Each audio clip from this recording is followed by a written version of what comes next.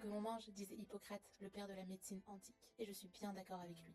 L'alimentation a des répercussions sur notre santé en général, et plus encore pendant les périodes charnières de la vie et du développement, comme la petite enfance et bien sûr la grossesse. Je vous propose donc de voir de quoi se composerait idéalement l'assiette d'une femme enceinte tout au long de sa journée. On commence par avaler un comprimé d'acide folique, aussi appelé vitamine B9, qui est un micronutriment essentiel pour le développement fœtal, surtout au cours du premier trimestre, et qui diminue la prévalence d'anomalies de fermeture du tube neural, comme le spina bifida. Si vous buvez du café, vous pouvez tout à fait continuer à en boire en n'excédant pas 3 tasses par jour. Je vous recommande donc plutôt de préparer une infusion de thé vert, excellent antioxydant, à laquelle vous ajoutez quelques lamelles de gingembre frais, reconnu pour ses effets antiémétiques. Un bon geste à adopter en cuisine au cours de la grossesse serait de porter des gants quand on manipule les fruits et légumes, car ils peuvent porter à leur surface un parasite responsable de la toxoplasmose, infection qui peut s'avérer grave au cours de la grossesse.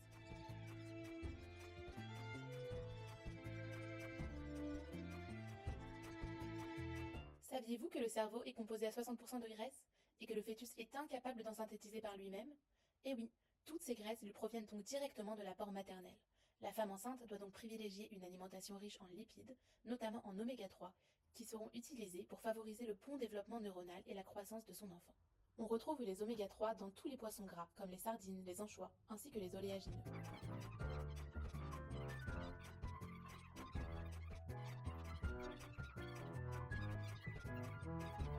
Si le besoin d'une petite collation sucrée se fait sentir au cours de la journée, on peut tout à fait consommer un fruit et y ajouter une petite poignée d'oléagineux pour éviter le pic de glycémie. On choisit un yaourt non sucré de type skyr pour son excellente teneur en protéines et en calcium, indispensable pour l'ossification du fœtus.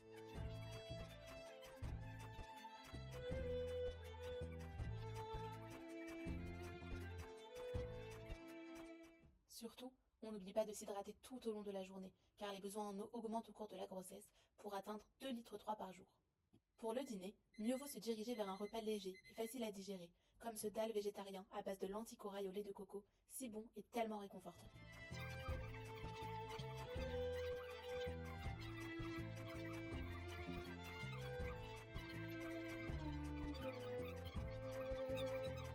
En tant que pharmacienne, je ne peux que vous encourager à adopter une hygiène de vie meilleure pendant la grossesse et une alimentation qualitative.